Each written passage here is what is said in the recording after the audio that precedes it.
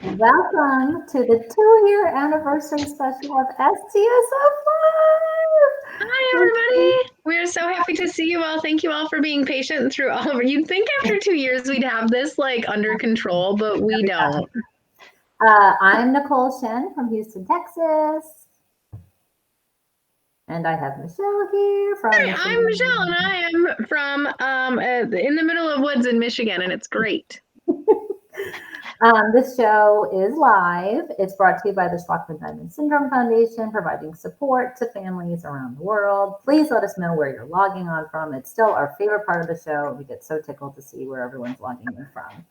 I think that's been my favorite part of our show is like we were looking back through some older shows and holy cow, you thought it was messy. Now it was way messy then. But seeing, like all those people logging on from different places, and it still brings me the same amount of happy, warm fuzzies when we see that. Like, and then it's like, look, Australia. Like there's someone from Australia. Every time we're just exciting. From the very beginning, we've just been two moms that have wanted to make connections with you guys and make it easier for you to access doctors or information, and it's just really cool. So go ahead, Nicole. So I know you guys have heard this story a million times, but this started 2.5 years ago. Michelle came up with the idea to have a Facebook Live just to talk a little bit about what SDS is for new parents. And the next day, I thought it was genius. And the next day, like she wanted like a question and answer little section, and she's like, Facebook is everywhere. We don't have to just be in one area. And I was like, that's so smart. And then the next day we kind of talked a little more about like that camp feel where, we're all coming together, but we still get access to critical information we need. And then I said, what if we make it like a talk show? And she was like, no, Nicole, one show. I was like, no, I'm tired. We can't do that. We taught ourselves all of this. We still have a lot of a mess, but I'm super proud of what we've done. So I am. I like getting the heartfelt messages from families who are like, we were really lost. We didn't know where to go or who to talk to. And you actually brought the doctors into our living rooms. And I'm like, that's huge. If I could have a doctor in my living room, first off, I probably wouldn't have a laundry couch. That might need to get toned down a little, but I don't know. It's just really cool. It's just really inspiring. And so like, really for all of you guys that are watching and who've been with us from the beginning, thank you for not abandoning us ever. That's great. And then, but helping us keep going. Like we keep going because of you. We've always said we do this, guys, for you, not us. A little bit for us, mostly you.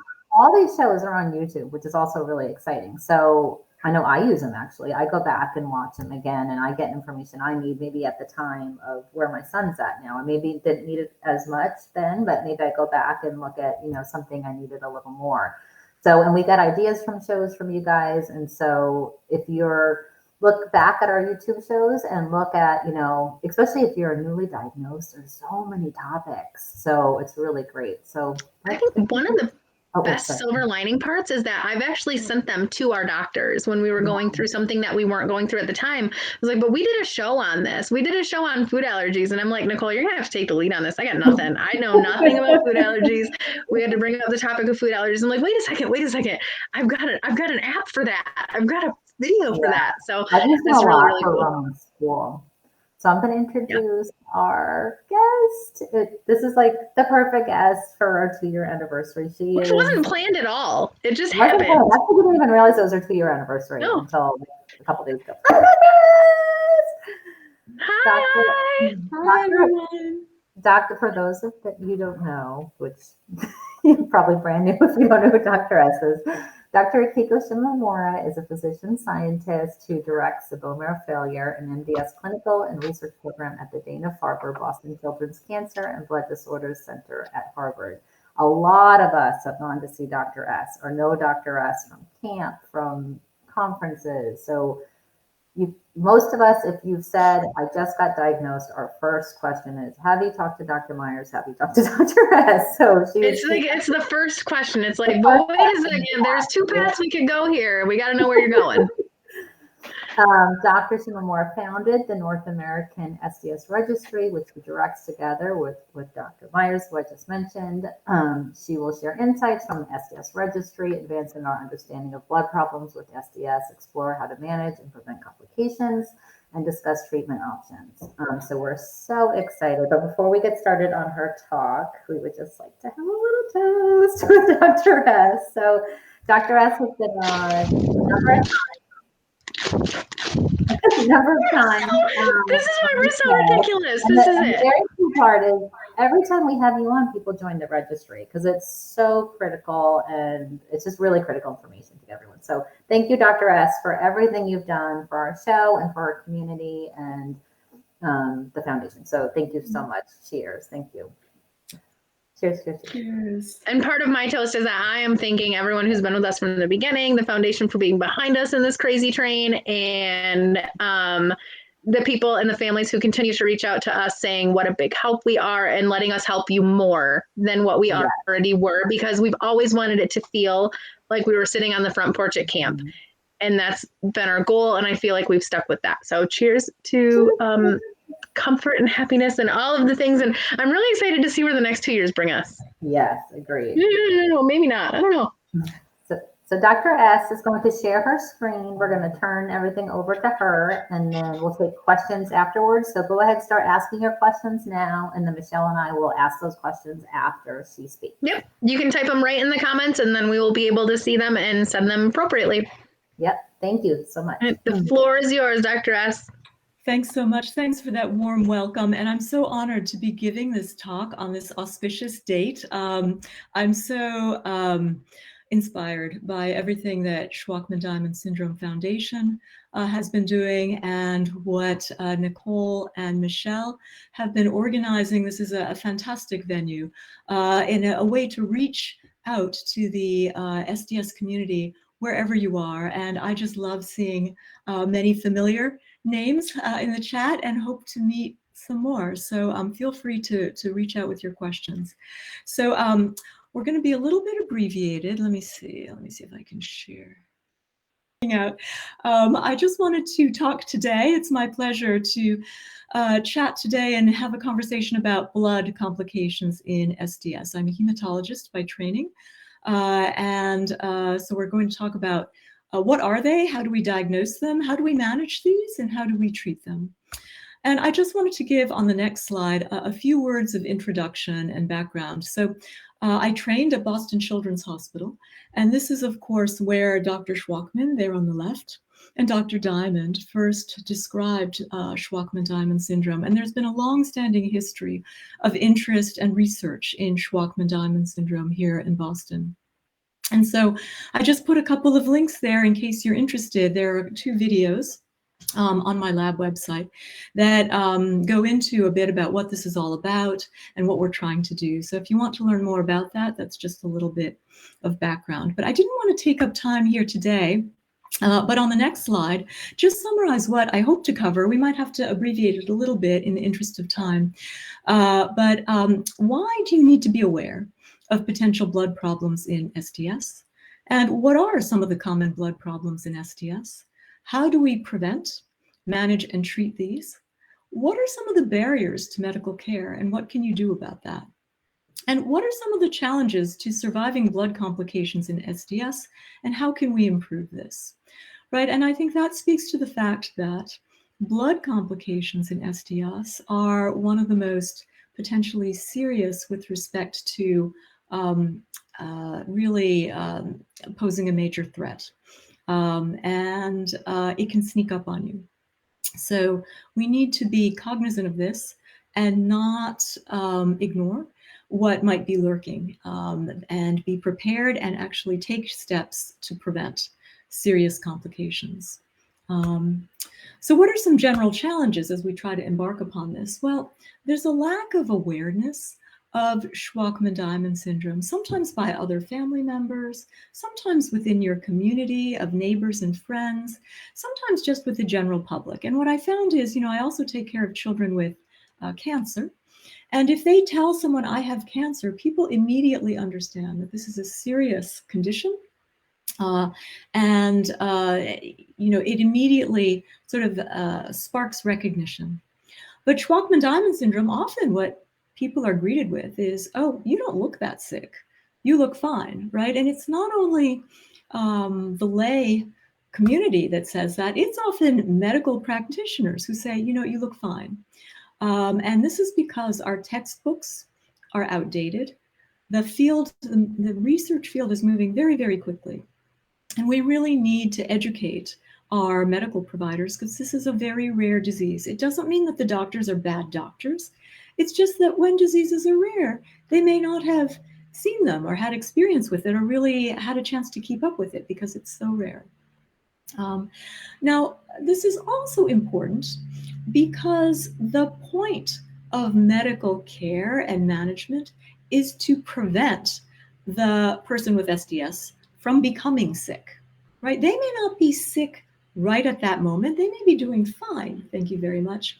But the point is to keep them doing fine so they can live a full life and do the things that they want to do in their life, right? So that's really the goal. So we don't want to wait till they look sick in order to take this seriously. We need to be sort of proactive, right?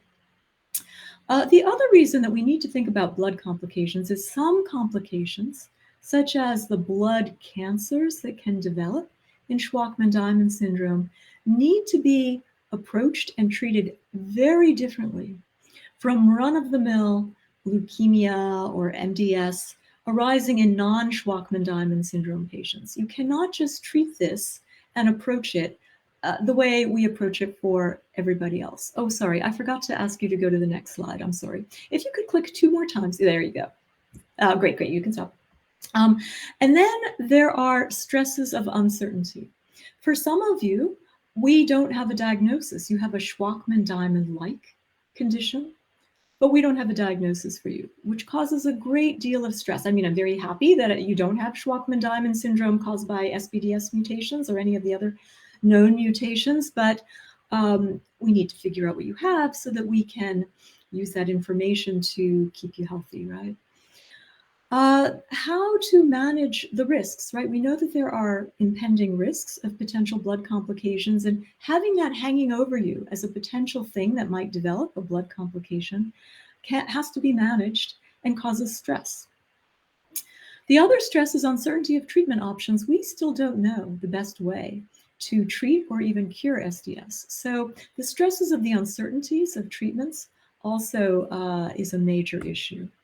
And on the, if you could hit return again, thank you.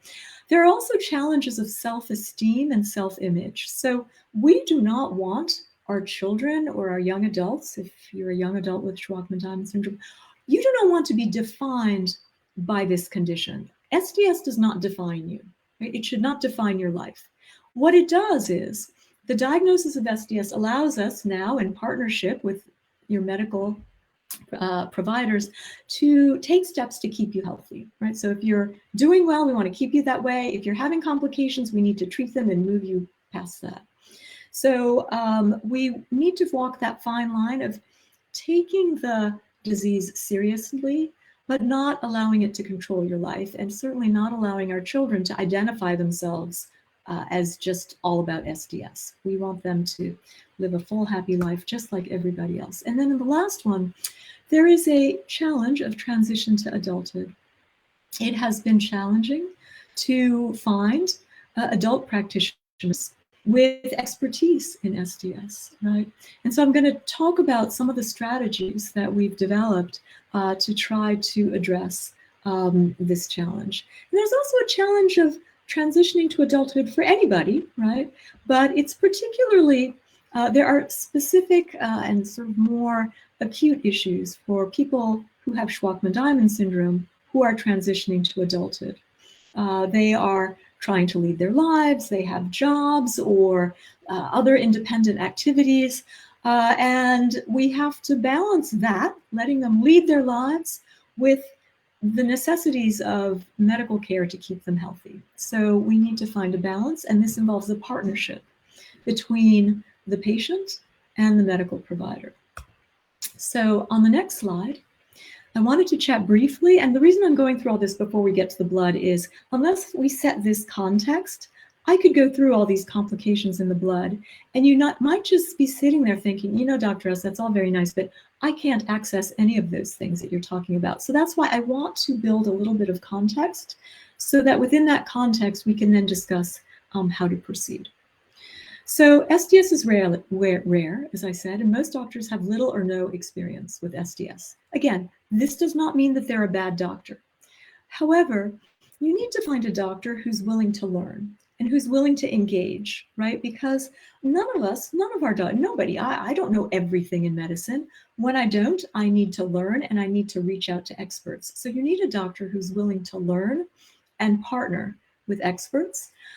So you need both a local Medicare medical provider, the boots on the ground person who's going to take care of you, in the immediate situations, but also expert input. And we've developed a model, and other centers have as well, at Dana-Farber, Boston Children's, where we provide consultation. Patients sometimes come to us for consultation. They still have their primary medical providers locally, but we evaluate them, come up with a plan in partnership with their local team, and work together. Then the patient goes back home. You can't move, and you shouldn't all have to move to Boston. They go home, and we work from afar with their local team. And at sentinel points where there might be a complication or decisions need to be made, sometimes they come back. Some patients come back regularly. It kind of depends on the family's needs and wishes, and what's going on with the patient. The reason that we recommend actually coming for consultation is it gives us a chance to review all the primary records and do our own evaluation of the patient, get our own history, do our own exam. And the reason that that's important is, think about the difference, right? If I'm trying to evaluate someone from far away, all I can do is read what the local medical team thought, right? I get their notes, I get their interpretation. But I can't formulate my own independent assessment and evaluation. I can only sort of read what they thought. So if I were to make an analogy, it's sort of like the difference between reading a review of a movie, where you read what a reviewer thought about a movie, versus actually seeing a movie for yourself and getting your own impression and really assessing the movie directly, right? So that's the difference between just sort of trying to read somebody else's reports versus actually doing an actual evaluation. So for that reason, many patients opt to come for an evaluation. And as I said, some return as needed. In terms of transition to adult care, at Dana-Farber and Boston Children's, we have formed a partnership with adult colleagues with great expertise in blood disorders and blood cancers. And they have now, in partnership with us, developed expertise in Schwachmann-Diamond syndrome. We've worked closely with them. They come to our conferences, they present their patients, we present our patients to them, and we learn from each other. And for some of my patients who've graduated from my clinic to the adult clinic, I still keep in touch. Sometimes I even run over and see the patient with our adult doctors. And in particular, I want to point out Dr. Chris Riley, who's really taken this on. You need a committed doctor. It's not enough to have expertise. You want someone who's really engaged and committed to people with Schwachmann-Diamond syndrome. And Dr. Riley is such a person. He has been fantastic. And Coleman Lindsley, who many of you know, who I'll talk about as well, is also engaged on the adult side. So I think forming a team with, and there are other adult medical care providers who have taken an interest and gained expertise in Schwachmann-Diamond syndrome. So we're trying to educate our adult practitioners, because it's important as an adult patient to be seen by an adult doctor, because you have other adult issues that we in pediatrics don't deal with. For example, pregnancy, right? I don't take care of people who are pregnant and get them through their pregnancies. Our adult doctors do that, right? And these types of things. However, on the next slide, it's also important not to, on the next slide, silo care based on an arbitrary cutoff of age. Just because you're an adult patient doesn't mean that you should be treated like all other adult patients if you have Schwachmann-Diamond syndrome. And I'll give you an example. This is a great example from the field of leukemia. There's a very common leukemia called ALL. And it's long been known that children with ALL do much better than adults with ALL, right?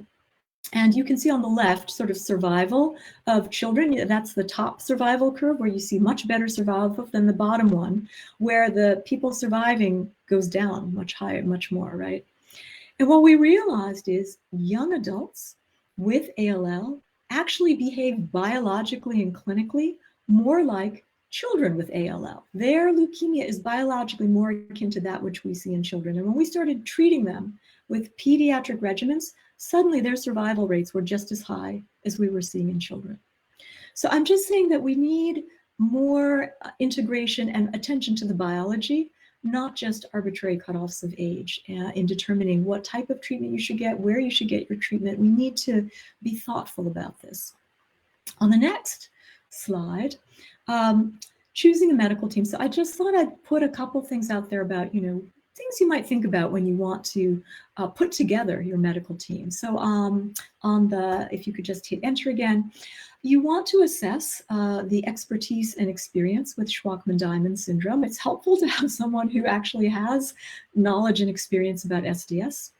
It's also helpful to go to a program where they provide additional local expertise. As we all know, SDS is not just about the blood. It's about the GI system, the immunology system. It's about the skeletal system, the neurocognitive issues, and so many others, right? Skeletal, orthopedic. And it's also important to have top-of-the-line nursing care, top-of-the-line pharmacy, top-of-the-line infectious disease experts, social work. You need the whole team just has to be top-notch to really integrate all the care. And the reason that I point this out is I have to say that for many patients, the daily issues of SDS have nothing to do with blood. It's more the behavioral issues or the GI issues or the growth issues, but you cannot ignore the blood, and I'll tell you why, even if it's not immediately causing you a problem. You also want to look at specialized expertise. You don't want to just look at, all right, how many SDS patients do they follow? Because the complications that the patient may be having might benefit from certain types of specialized expertise that might shift you to one center or another, depending, right? Access to cutting-edge technologies and treatments. We still don't know the best way to treat SDS, and going to a center that offers you sort of the latest advances to try to take it, because our current treatments don't work that well, so you need to go to new things. It behooves you to just learn what's out there so you can make a decision about where you want to go that fits best your values and your priorities for your family. And then lastly, working with doctors who are willing and able to work as a team is very important. This type of disorder, this condition, really needs teamwork, not only between different disciplines, medical disciplines, but also between local teams and perhaps an expert consulting team if you're not able to go to, if you don't happen to live near a major center with lots of experience with SDS. I think that if you could just go to the next slide. So why do we need to know about blood issues in SDS? So if you could so these potential blood complications can pose a high risk, and these can fool you. I've had so many families tell me, I thought I didn't need to worry about blood complications because their blood counts were actually fine. They've been fine. We didn't know that we needed to monitor for anything because we thought they had mild disease. And in the past, I didn't know any differently than anybody else, but the registry has allowed us now to understand that even if the blood counts are only mildly low, the people with SDS are still at risk for serious complications that can hit you out of the blue if you don't monitor. So even though the blood issues may not be completely obvious, you don't want to ignore them. Right, so we're going to talk about what you can do. Some blood complications, as I mentioned, require completely different management and treatment, right? So as opposed to, say, neurobehavioral issues, which in SDS are evaluated and treated just as they are in anybody else. There's no SDS-specific treatment or evaluation for the neurocognitive issues. You just have to know to look for them in SDS, but the rest of it is done just like everybody else. GI issues in SDS are treated just like they are for anybody else with pancreas problems, right? There's nothing special about SDS, you just have to recognize it. Now, there may be other GI issues associated with SDS. I'm not saying that you don't need a GI doctor who's cognizant of SDS, but the pancreas issues are treated the same way. Endocrine issues, same thing. They're treated just like anybody else. Blood issues, treated differently, right? So you've got to be careful. And monitoring for blood issues can identify and potentially prevent serious blood complications, but we need to talk about that some more. That's not so simple. On the next slide, blood complications can include, if you could hit the next slide, the blood counts can be low. That's called bone marrow failure, when your bone marrow stops producing blood cells. Low neutrophils are associated with increased risk of infection. Low platelet counts, called thrombocytopenia, cause an increased risk of bleeding. And anemia cause low energy, poor growth, exercise intolerance. When severe, it can cause dizziness, and some people even faint from severe anemia when it's very, very severe. So low blood counts can cause a problem. On the next slide, impaired blood coagulation can also result not only from low platelet counts, but actually problems with the proteins in the blood that are important for clotting your blood. And this is particularly important for people with pancreas problems, because you need your pancreas to absorb vitamin K, and you need vitamin K to clot your blood. So patients are at risk for vitamin K deficiency. And then lastly, and the most ominous complication, is cancer or malignancy in the blood, called MDS or leukemia, specifically acute myelogenous leukemia, which is a specific type of leukemia. So those are the main categories, and I'm only going to talk about a couple. I'm going to talk about neutropenia and infections, and I'm going to talk about the malignancies because we're running out of time. So on the next slide, I just wanted to point out that it's important to avoid SDS blinders, both for ourselves as well as for your medical team. And by that I mean, just because someone has SDS doesn't mean that every single complication is caused by SDS. Everybody with SDS is still at risk for all the other treatable causes of low blood counts, bleeding. So you need to, growth problems, and many of these are treatable, right? So they may have nothing to do with Schwachmann-Diamond syndrome. I'll give you an example. You can have low blood counts from a medication, right? It may not be because of SDS. You might have bleeding because you have a blood vessel that's really friable in your nose and it needs to be cauterized. You might have trouble growing because you need thyroid hormone, you're thyroid hormone deficient, and that can be treated. So don't chalk up everything to SDS right off the bat. Make sure that your doctors are thinking, giving a patient with SDS the same complete evaluation that they would give anybody else. On the next slide, I just wanted to say a few words about infection. Neutrophils primarily fight bacterial and fungal infections. This is different from lymphocytes, which fight a wide range of infections, including viruses. So patients with SDS, I've noticed in the registry, sometimes very young children with SDS sometimes have very severe viral infections. We've noticed that typically improves as they age. And we do, in young children, see a higher incidence of viral infections, both in terms of frequency and severity, because they haven't had a chance to build up their immune system yet. So we can see that, but really what we worry about the most in Schwachmann-Diamond syndrome is bacterial and fungal infections. And I just said the risk of infection gets higher the lower your neutrophil counts go, and I just put some ranges there. And the main sources of these infections are from the bacteria and fungus that colonize our bodies just normally. They're just normally there. They don't cause a problem unless you're neutropenic. So it's the bacteria on your skin, in your mouth, in your nose, in your gut, right? So that's where you really have to be careful. On the next slide, in terms of infection prevention and management, on the next slide, just a reminder that I think you all know, prompt evaluation of fevers or infections is very important if your neutrophil counts are low.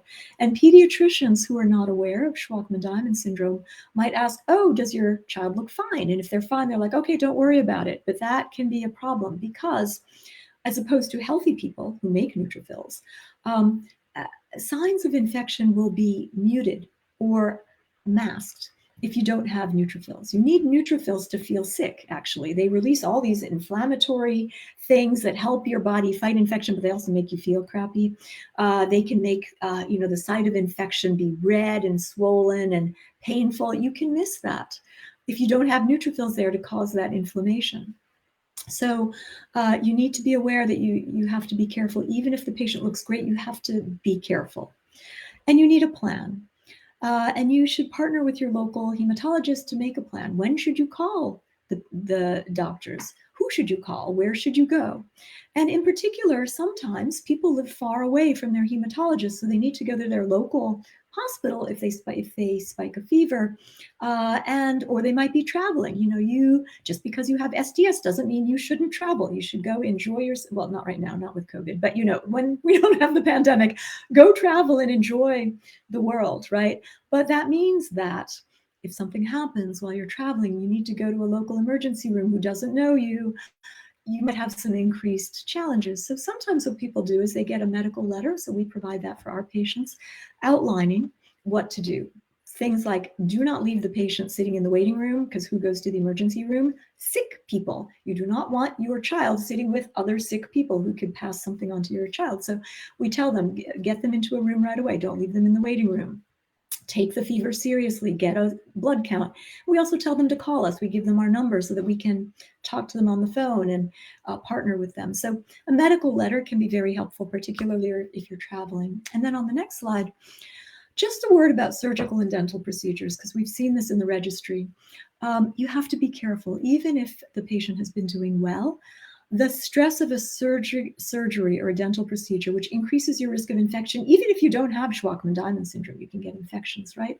You want to check your blood counts prior to the procedure, and you definitely want to involve your local hematologist and have them work together with the surgery or dental team, because if there are complications and an infection arises or fevers arise or the patient gets sick, you want that hematologist there working with the surgical team, because the hematologist knows Schwachmann-Diamond syndrome. The surgical or dental team might not. And if neutrophils are very low, you can talk to your medical team and consider potential precautions. Some children might benefit from antibiotics given prior to the surgery and maybe for a few days after the surgery. Maybe some children might benefit from a short course of GCSF. So this has to be individualized depending on the type of surgery, the risk of the surgery, and how the state of the patient. So I can't give you a global recommendation there. On the next slide, just a couple of frequently asked questions. Should we give chronic antibiotics to prevent infection? The blanket answer is no. It causes more problems than it solves, and it's not sure that it solves that many, although there are very specific instances in which we do sometimes give chronic antibiotics, so you need to talk to your doctor. On the next slide, do we need to isolate our child? So it's a natural thing as parents to want to protect your child. And sometimes parents are understandably hesitant to allow their little child, their little toddler, to socialize with other children or go to play dates or go out into the world. But these are very important life skills, right, that we need the child to develop. During those formative years of early childhood, how do you socialize with other children? How do you navigate social situations? How do you play together? These are skills that you need throughout your lifetime as an adult, right? How do you work together? So we need to find ways, you need to partner with your hematologist to find ways to allow them to safely do this, because we need to enable them to gain life skills as safely as possible, right? Do we need a Neupogen GCSF, or should we avoid Neupogen GCSF? And in the interest of time, I'm not going to go into this one, but this needs to be talked with your doctor about, and we can talk about that at the end if there's time. Just a few words about MDS and leukemia. MDS is a pre-leukemic condition characterized by low blood counts, abnormal marrow. It can be and this is important, it can be hard to distinguish MDS from the baseline abnormal appearance of the marrow with Schwachmann-Diamond syndrome. So you need the input of someone experienced with Schwachmann-Diamond syndrome for this diagnosis, and we'll talk about that in a minute. On the next slide, we published actually in Lancet Hematology, this was the registry in collaboration. We collaborated with colleagues around the country and pooled our cases and found that when we had blinded local pathology review by two very experienced hematopathologists, Tarek El-Ghatani, who worked with Blanche Alter and has seen tons of marrows from Schwachmann-Diamond syndrome patients, and Mark Fleming, who works with me at Boston Children's Hospital and he sees tons of Schwachmann-Diamond syndrome marrows. We had them evaluate the outside marrows of patients diagnosed with MDS. There's an advanced form of MDS called MDS excess blasts, or AML. And we found that the concordance was not that great between our central pathologists and the local pathologists. So happily, Dr. El-Ghatani and Dr. Fleming agreed, right? They were concordant. They reached the same diagnosis, but it varied from the local diagnosis. Not in only about 50% of the cases were matched with what we saw. what the central pathologist saw. So you have to be careful, and don't be afraid to reach out for consultation, right? Don't be afraid to advocate. You're not insulting your local doctors. As a matter of fact, any doctor who's worthwhile will want you to feel comfortable with the evaluation, with the treatment. So you should not feel like you're insulting them. This is just, you need to feel comfortable, and your doctor should want you to feel comfortable. If they don't, then sometimes you have to find a doctor whose style sort of matches what you need. And there's nothing wrong with that. On the next slide, all right, now this is a tough slide. All right, but we need to understand what we're dealing with in order to beat it, right? So I'm gonna share this with you. This was a study, again, led by the registry, but in partnership with colleagues throughout the country, where we looked at survival. And what we found is survival is very poor once malignancies develop. It doesn't mean that we can't cure it. We can still cure it, but it's tough. It's not easy to cure, right? And what we found was patients didn't do well, both because the treatments were too toxic. You know, the standard treatments for leukemia were too toxic. And if they managed to survive the treatment and made it through, the disease relapsed, or it didn't go away, right? So what we learned from this is standard treatments are very toxic and they don't work that well. We need better treatments, and we're sharing everything we've learned. But we've had some doctors call us, and we've shared with them everything we've learned about how to beat leukemia, right? And we feel that we need to share with the doctors anything that we've learned. So we're happy to do that. Please encourage your doctor to call us if they want any information that we might be able to help with. So we need to find better treatments, but that's going to take a lot of work, and it's going to take a lot of time, and we don't have that kind of time. So in the meantime, until that happy day happens, our best shot at preventing this kind of outcome is to identify patients at high risk of developing leukemia and intervene before that leukemia comes.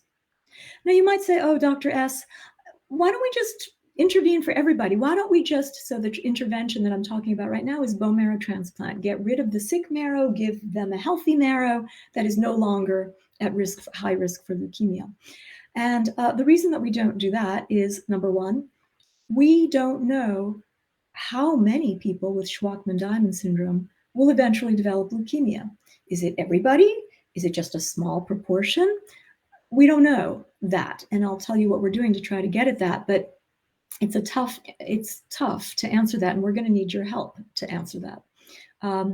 So the problem is, if I transplant everybody and I expose everybody to the risk of transplant, and transplant has a lot of risks, both short-term and long-term potentially. If only a small proportion of patients would have developed leukemia, I will have exposed a lot of people unnecessarily to the risk of transplant. So we can't just preemptively transplant everybody. We just don't have the data to support that kind of approach. On the next slide, and I know we're going over time, so I'll try to go fast. Does bone marrow surveillance improve survival in Schwachmann-Diamond syndrome? So I'm going to be honest with you, we need more data on surveillance. Is it effective? What is effective? But I'll show you what we've observed so far. We looked at survival of people who these are people who developed MDS or AML, and we looked at those who were getting surveillance versus those who were not getting surveillance. And the ones who were getting surveillance tended to be the ones who were diagnosed with MDS. Most of the patients who blasted off into leukemia were not having surveillance. And the survival was superior in those who were getting surveillance. Now, there's a huge caveat to this. You can see that there's you can see the dotted lines, the orange and blue lines, but you see there's an orange shade and a blue shade. And what that is I had my biostatistician, because you want rigorous data. You don't want just descriptions, right? You want rigorous analysis so that you really trust your data. We have the statisticians calculate what we call the confidence interval, meaning based on these data, what is the confidence that we have that these data are real? And these shaded areas, indicate the range that the true point might lie. And the bottom line is there is significant overlap between those patients who are getting surveillance and those who are not getting surveillance. So it could be that really there's no difference. I just don't know. And the reason that I can't answer this is we don't have enough patients. You can't see because my head's in the way, but the number of patients on this study were very, very tiny. To answer these kinds of questions, you need large numbers of patients, right? But I learned one other thing, important thing from this study. There was no consistency with respect to the frequency of surveillance. Some people got it every once in a while. Some people got it every year. Some people maybe got 1 or 2 surveillance marrows. In addition, the specific tests that were sent from the bone marrow varied. It was all over the place. Some people sent a couple tests. Some people sent a comprehensive set of tests. Some people sometimes sent one test and sometimes sent another.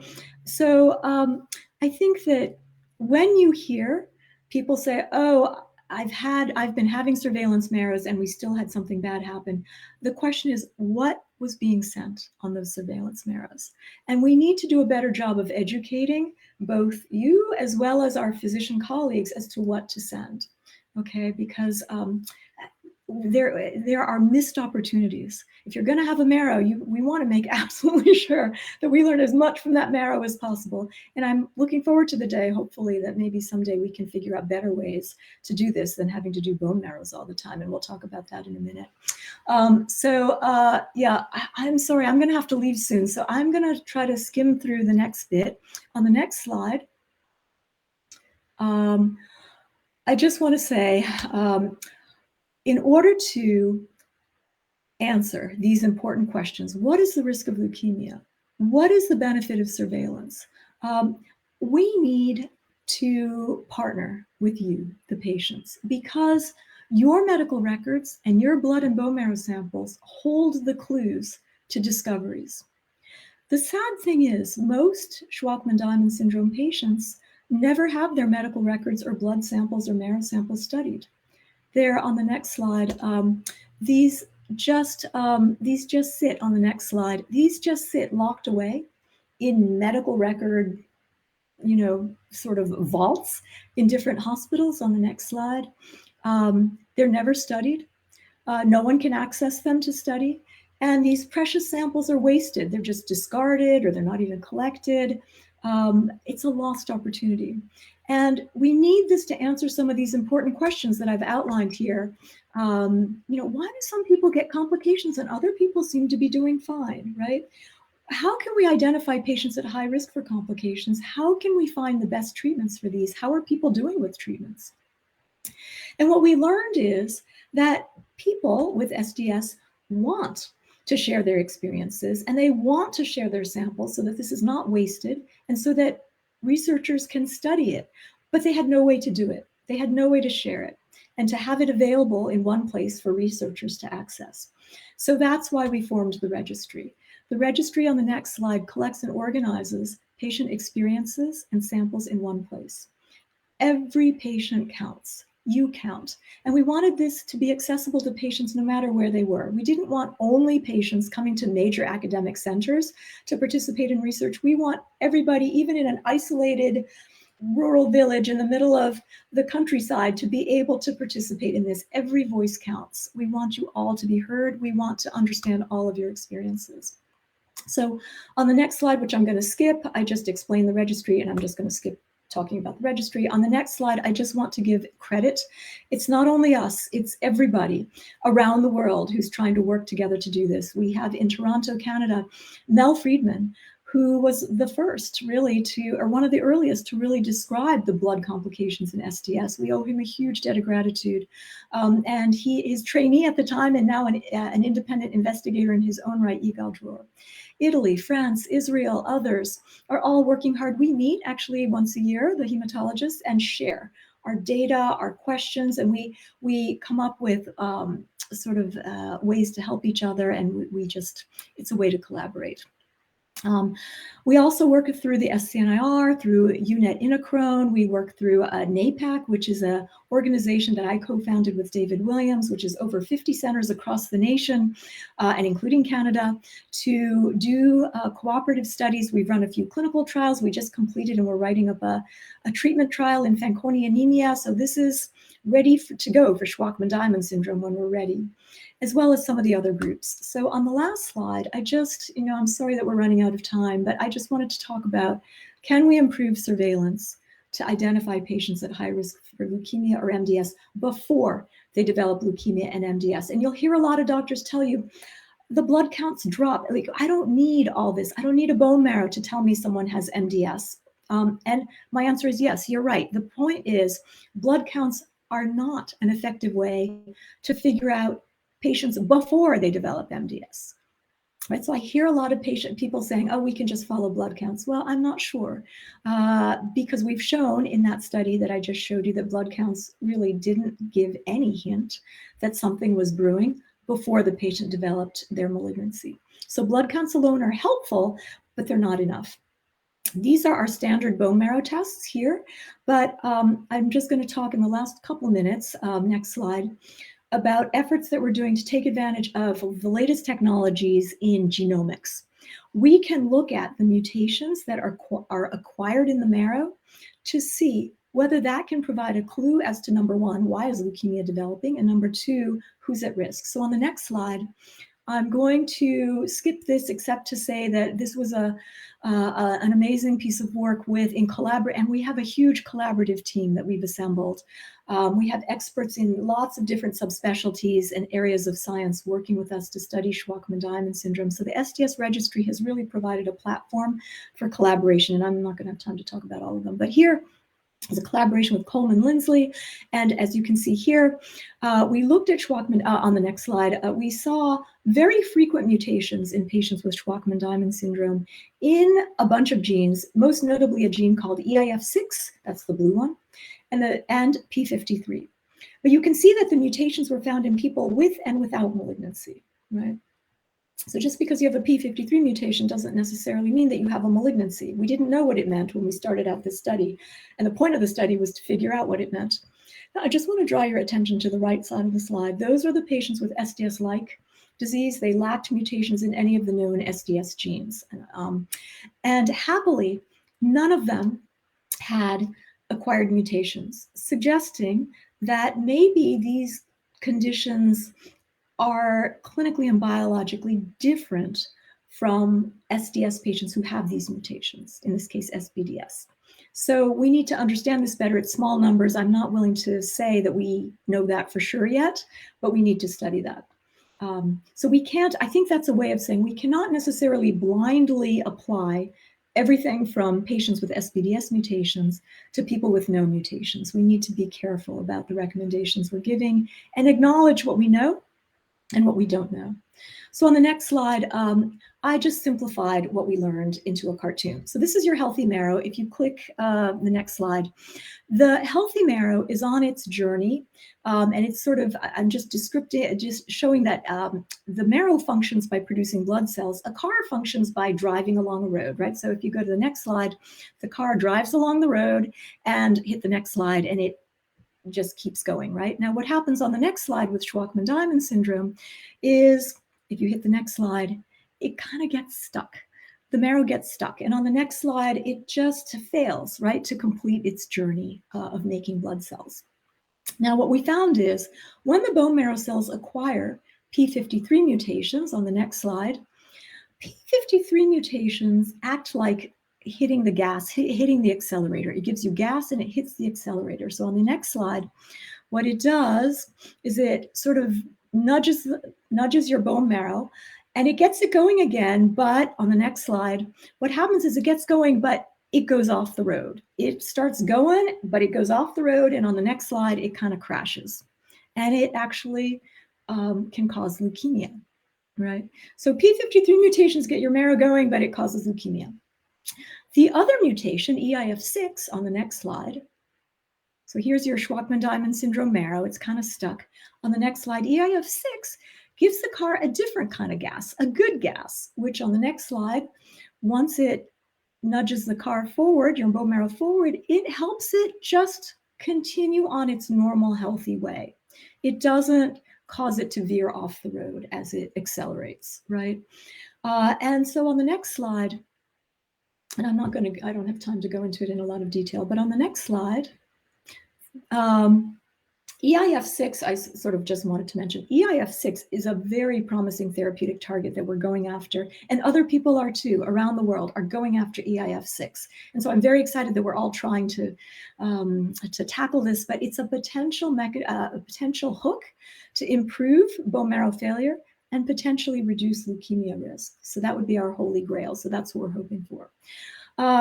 I just want to say about P53, because I don't want people panicking. P53 mutations are very common, right, in Schwachmann-Diamond syndrome. I just told you that. But not all patients have developed leukemia with P53 mutations. Indeed, we've tracked these over many, many, many, many years, and some have had P53 mutations for over a decade and are doing fine. What is P53? It encodes a protein that is the guardian of your genome. It prevents cancer, basically, is what it does. And we all have 2 copies of the P53 gene in every single cell, right?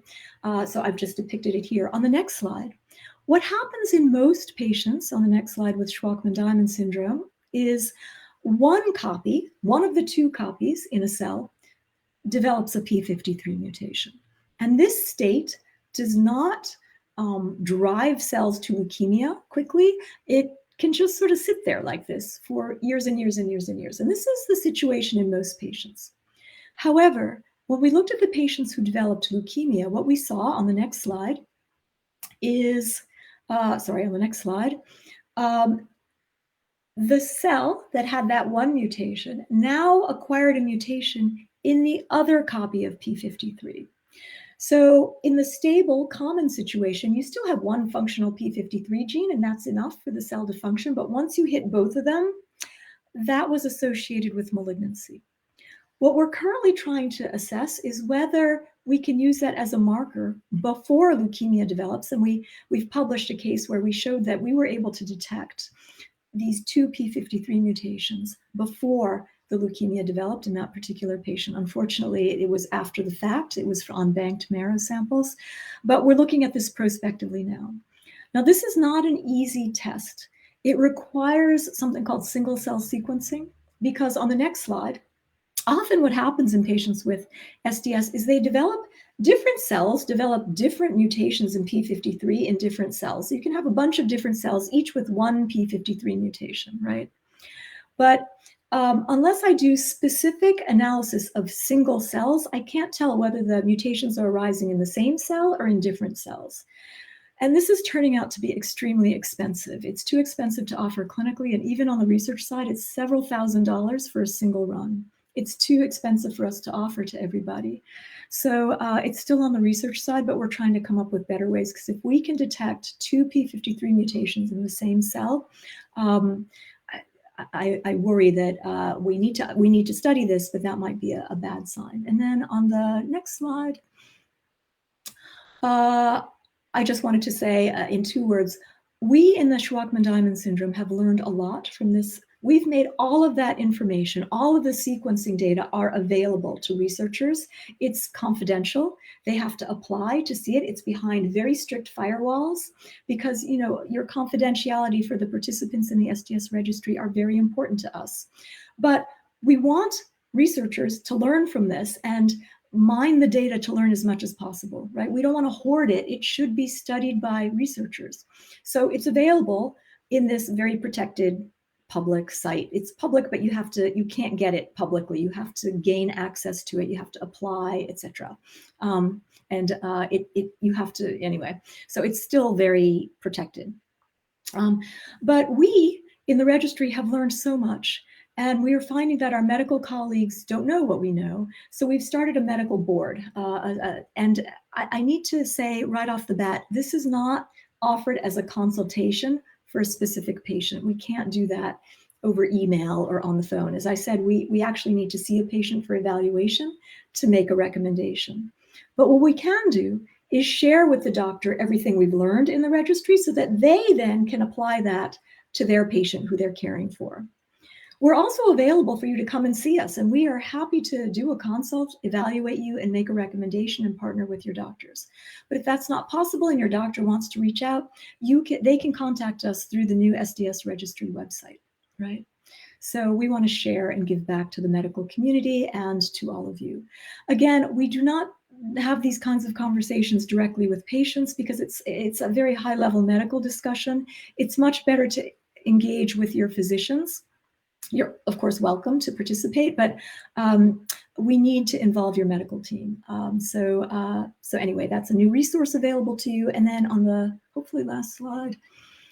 Okay, I'm going to skip this because we don't have time, but let's keep going. Let's just keep hitting pause. Yep. Okay. The only thing that I'm going to say from that slide is it's very important that we acknowledge to our patients and families what we know about surveillance and what we don't know about surveillance, and then partner with the patient and family to come up with the right surveillance plan for them. And this is a rapidly evolving field, right? And I'm particularly sensitive to young adults who do not want, understandably, to come in for regular bone marrow exams.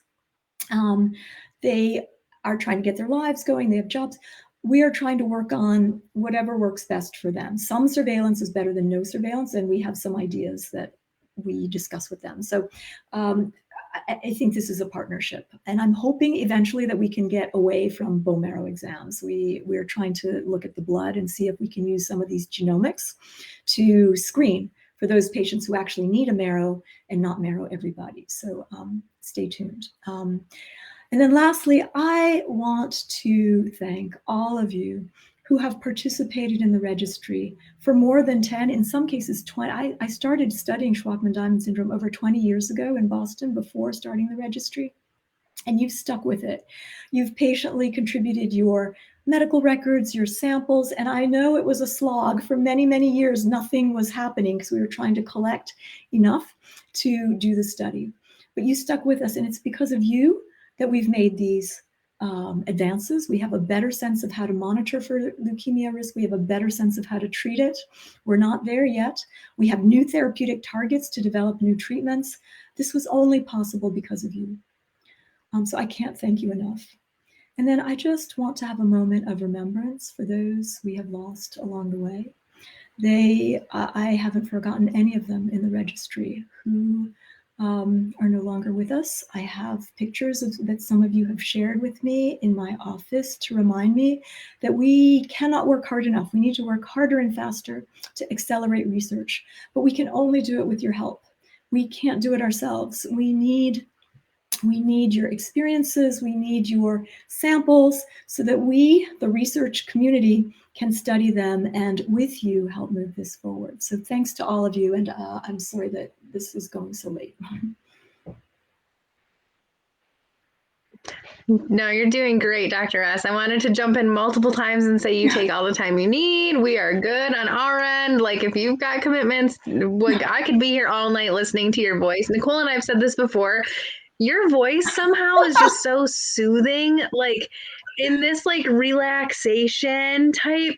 It's almost like a meditation. Like I could listen to you talk about blood for hours and I'd just be like, this is I'm fine. going to share that with my husband. I'm going to say, great. hey, some people think my voice is soothing.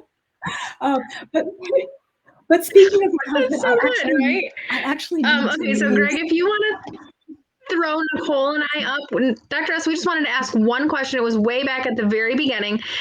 What do you recommend the frequency of marrows to be, and when do you recommend they start? I think the rest of the questions that came in, we can kind of get emails or we can contact Maggie, but this was the number one that we wanted to ask. Absolutely. What is your recommendation on marrows and surveillance? I'm so sorry we don't have time to discuss, but you all are welcome to reach out to us, and we're happy to do something else, another discussion session or something. So the current recommendation is based, I have to be honest, it's an arbitrary recommendation. We had to try to find, as a medical community, a frequency that wasn't so frequent that we're not turning the poor child into a pincushion, but is frequent enough that we stand a chance of trying to identify a problem before it becomes a real problem. And based on our experiences in another leukemia predisposition syndrome, Fanconi anemia, we made the recommendation of once a year. Right, because I was struck, this has never been published, but it goes to show you the importance of just sharing unpublished discussion, though I'm going to follow up with that in just one second, because there's a caveat to unpublished data. Yeah, but follow up to a follow up to a follow up. I love it. Once a year.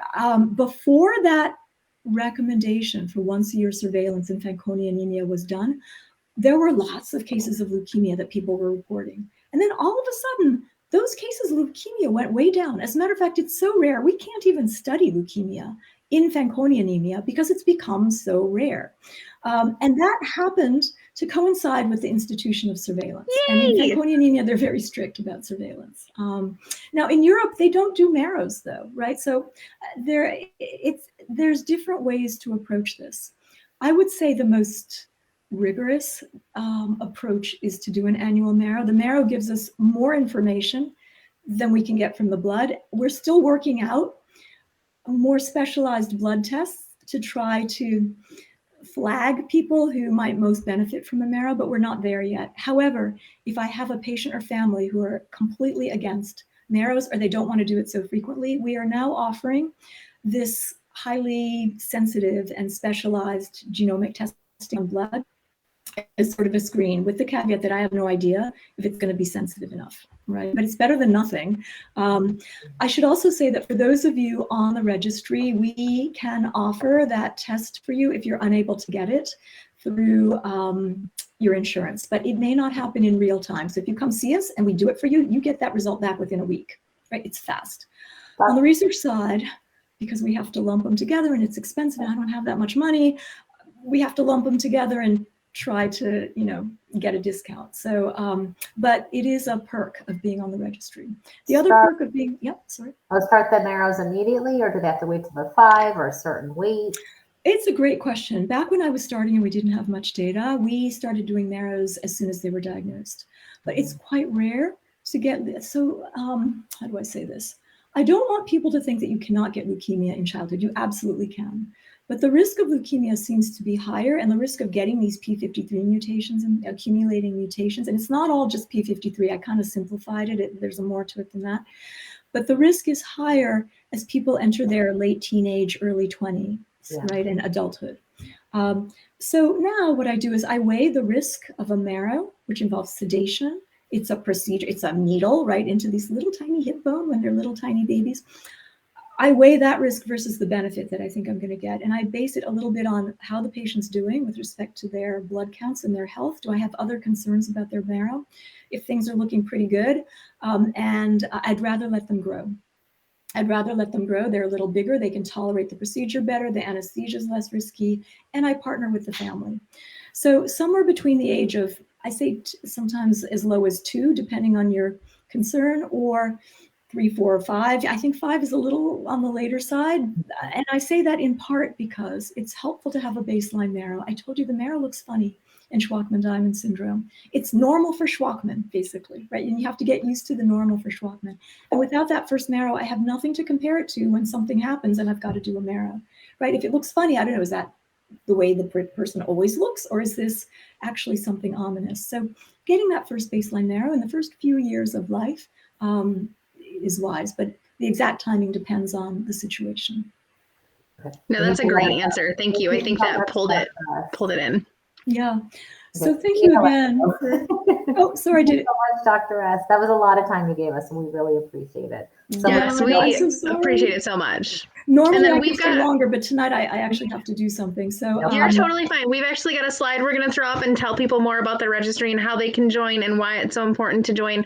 And you kind of laid the foundation for us to explain why it's so important. So thank you so much for being here. Thank you for being a pivotal force in the SDS community. And thank you for being the doctor that we send people to. You're top notch. Top notch. Thank you so much. It's my privilege to work with all of you. Thanks so much. Have a great day, Dr. S. You too. Bye-bye.